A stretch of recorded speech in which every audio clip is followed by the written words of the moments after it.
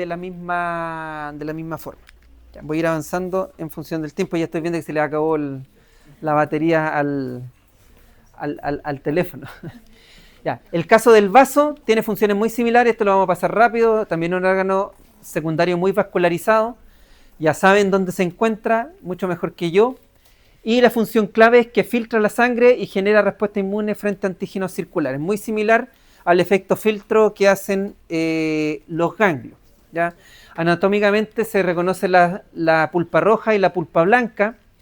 Este tiene que ver con reciclaje de células viejas. En cambio, la pulpa blanca, que está rica en linfocitos, va a tener la función de iniciar la respuesta adaptativa frente a antígenos, ¿ya?, que estén interactuando con los linfocitos que se encuentran en esas zonas. Se pueden distinguir distintas zonas, vainas linfáticas arteriolares, ya van a estar ahí los linfocitos T, en los linfolículos los linfocitos B, y en la zona marginal también linfocitos B con algunos macrófagos más actualizados. Y el último órgano linfoide que tenemos que conocer son todos los sistemas inmunitarios mucosos y cutáneos, que como son varios, todos se estudian en conjunto, ¿ya? Como parte de esto también se reconocen las barreras de piel y mucosas como primera línea de defensa, ¿ya?, que combinan ciertos elementos de la inmunidad innata y la inmunidad adaptativa. Ya vamos a ver por qué.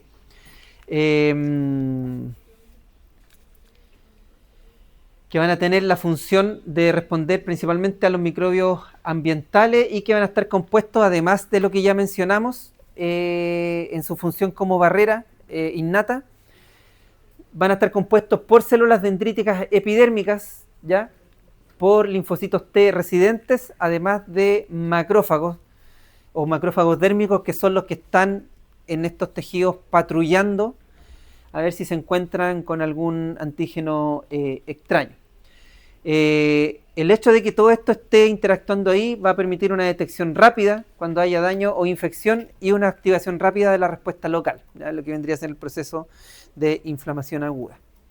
Particularmente especializados dentro de todo este sistema son los sistemas inmunitarios asociados a mucosas, ya los MALT, que dependiendo de la localización van a ir teniendo nombres particulares. Por ejemplo, los intestinales son los GALT, los asociados al sistema gastrointestinal.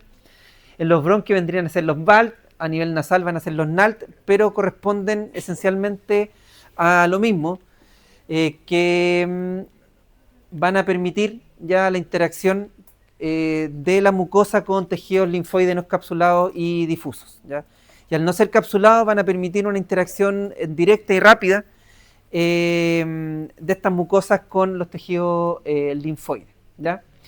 Aquí van a actuar, como decíamos, linfocitos intraepiteliales, por ejemplo, células M en el caso de las GALT, que es un tipo de célula que, por ejemplo, en la mucosa gastrointestinal está especialmente diseñada o evolucionó para poder presentar antígenos, ¿ya?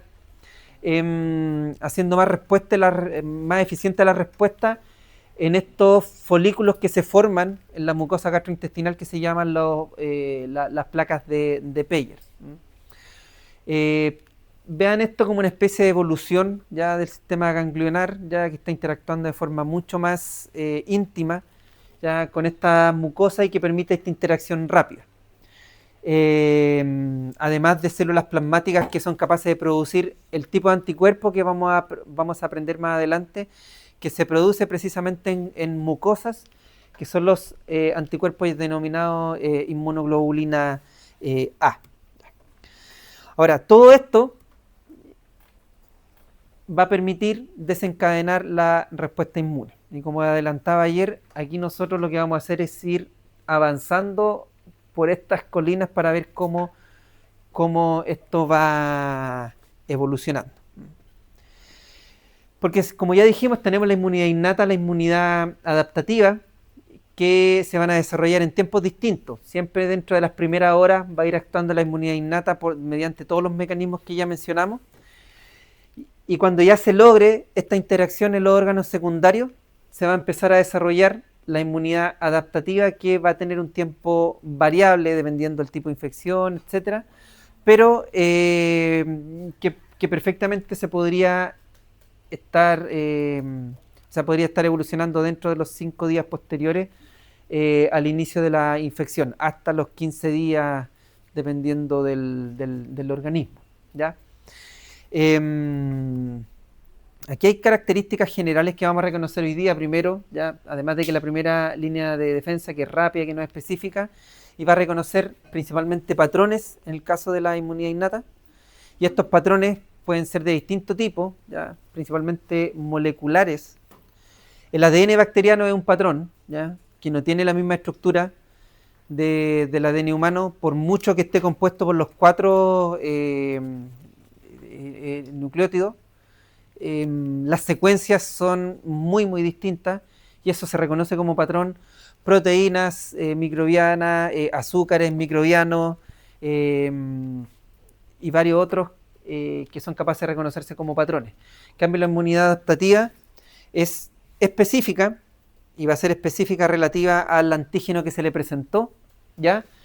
Lenta en desarrollarse y va a generar memoria, ¿ya? Y requiere necesariamente activación de las células y expansión clonal. Esto es una característica importante, porque la inmunidad innata no va a aumentar su número, ¿ya? Si hay 1000 células atacando, van a seguir siendo las mismas 1000 células, ¿ya? Lo que puede variar es la avidez con la que reconocen el antígeno.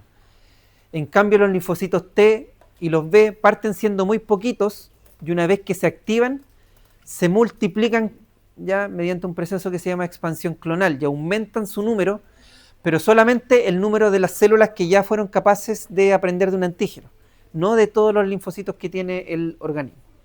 Esta tabla resume características generales que vamos a ir reconociendo durante el semestre. Esto es lo que ya mencioné, ya el tipo de especificidad, esto no es específico, reconoce patrones, esto sí es específico, la adaptativa, porque reconoce solo el antígeno presentado. En cuanto a la diversidad, esta se reconoce que es escasa, a pesar de que escaso entre comillas, porque la cantidad de patrones que reconocen son grandes. Lo que pasa es que la diversidad de la inmunidad adaptativa puede ser tan grande como 10 elevado a 9. Eso es un 1 con 9 ceros, ¿ya? De patrones distintos que puede llegar a reconocer la inmunidad adaptativa. Eso quiere decir de que esa es la cantidad de antígenos potenciales que puede llegar a reconocer. Y esto se produce por proceso de recombinación genética, o sea, se producen mosaicos genéticos en algún momento. En palabras sencillas, esto también lo vamos a ver en detalle, pero un linfocito cuando quiere generar un reconocimiento nuevo, lo que va a hacer es tomar parte de su genoma y empieza a producir combinaciones aleatorias. Por cada combinación que se genere va a haber un tipo de receptor o anticuerpo con una configuración distinta. Y esas son, y por eso que hemos podido, me refiero como especie humana, calcular cuál es la diversidad que estos tienen, porque en teoría la cantidad de recombinaciones podrían ser tan altas como 10 elevado a 9, enorme, ¿ya? O 10 elevado a 15, perdón, me estoy quedando corto. Por ahí diría un diario en internet, son más partículas que la que tiene el universo observable. Les encanta hacer esa comparación con cualquier cosa. El ajedrez tiene más movimientos que átomos del universo observable, es lo mismo acá, ¿ya? En cuanto a la memoria, no tiene memoria, ya, la adaptativa sí. Reactividad frente a lo propio, sí, ambas.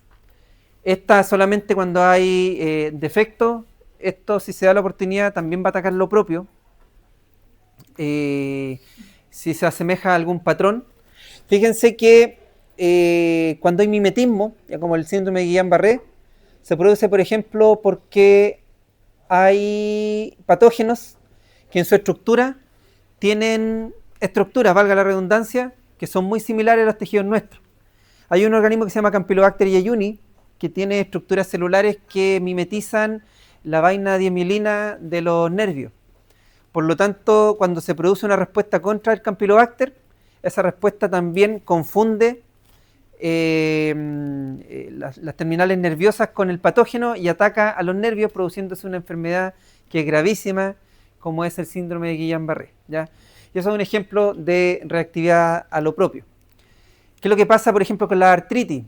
Hay un momento donde con el daño, ya el roce, la inflamación y otros factores degenerativos, algunas proteínas de las articulaciones pierden su forma tridimensional.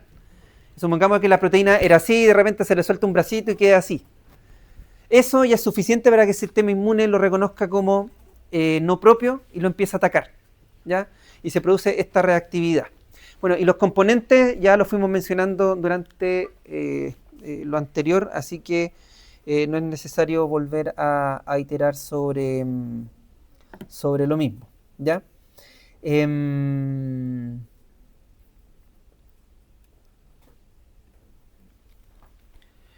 cuanto a la inmunidad adaptativa, ya de inmunidad innata, ya vimos cuáles eran todos sus componentes.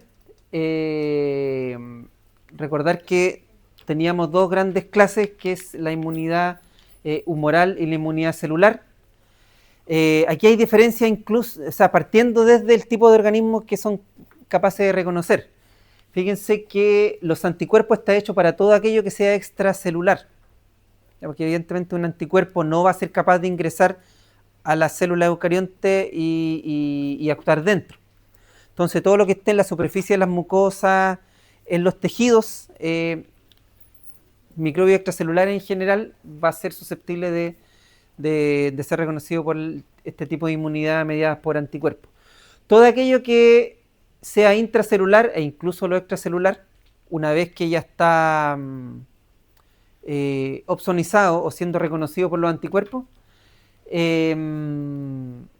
podría ser atacado por el sistema inmune celular. Células que van y que directamente atacan aquello que está siendo infectado y lo destruyen, inducen apoptosis, ¿ya? Muerte celular programada, ¿ya? Asociado a inmunidad humoral, los linfocitos B, a la celular, los linfocitos de tipo T, ambas clases, ¿ya? Ya mencioné los mecanismos efectores, bueno, y las funciones son las que hemos ido conversando también a lo largo de la clase, ¿ya?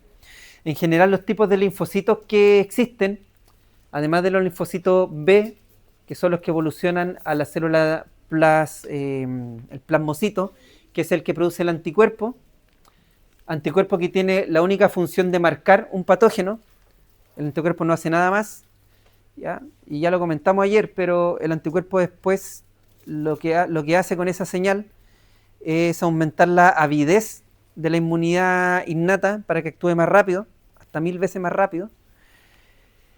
Pero existen estas 4 clases de linfocitos que las fuimos nombrando y que vamos a ver algunos detalles, ¿ya? Linfocito T colaborador o T helper, y se llama así porque su función es inducir ya el reconocimiento es inducir la activación de otros tipos de linfocitos tras haber reconocido al antígeno que le presenta la célula presentadora de antígeno. Aquí está representado el antígeno microbiano con su presentadora, que va a ser reconocido por el receptor específico, el receptor del linfocito T del colaborador.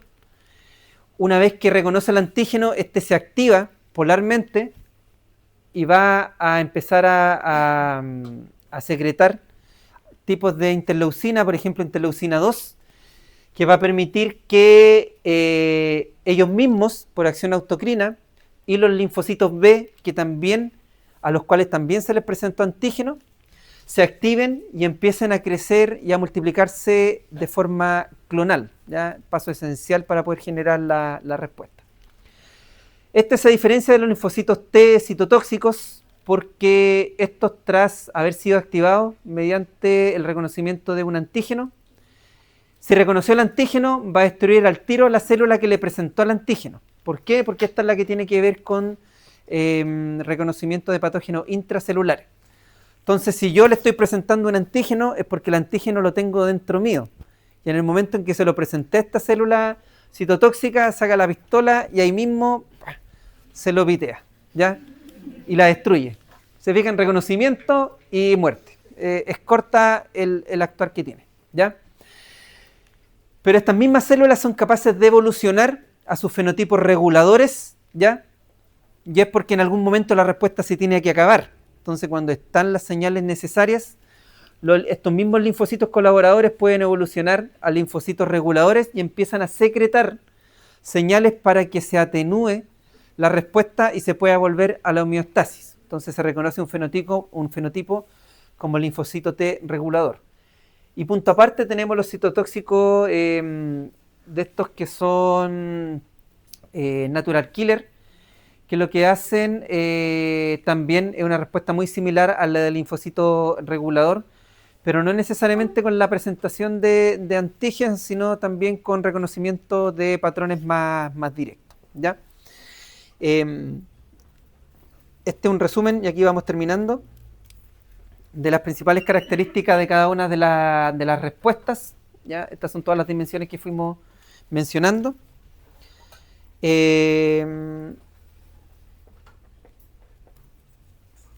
Y esto va a permitir esta colaboración, como dice ahí, entre la inmunidad innata y la inmunidad adquirida.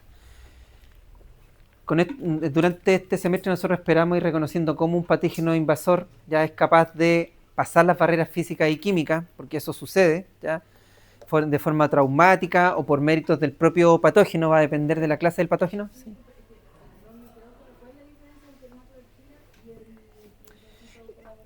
El tipo de patrón que reconocen a la hora de atacar a la célula infectada. ¿Ya? El natural killer actúa muy similar a como lo hacen las células fagocíticas. ¿Ya? Reconocen más patrones que antígenos presentados por las células, o sea, por los complejos de histocompatibilidad. ¿Ya? Habiendo pasado la barrera física, se reconocen moléculas de reconocimiento de patrón, ¿ya? Que va a permitir que sean atrapados estos por las células fagocíticas, que se induzca una reacción inflamatoria, que se presenten los patógenos y se induzca una respuesta inmune adaptativa, ¿ya? Y aquí nosotros vamos a ver cómo actúan entre sí ya estos dos tipos de inmunidad, actuando con proteínas solubles, citoquinas, comunicándose mediante procesos de señalización y mediante interacciones receptor-ligando, que son todos los matices que nosotros vamos a ir viendo durante el semestre, ¿ya? Así que por hoy día quedamos hasta acá. Ya les agradezco que hayan tenido la paciencia de avanzar con esto en principio. Miren, yo me voy a conseguir con la secretaria de la carrera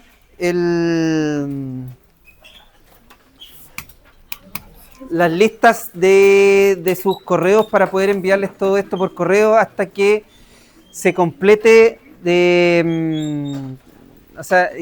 se complete mi incorporación al sistema de la universidad y que yo pueda tener acceso al Blackboard y poder interactuar a través de la plataforma. En el momento que sea pertinente, toda interacción va a ser a través de la plataforma, pero de momento va a ser por correo y a través de su delegada, ¿ya? Así que,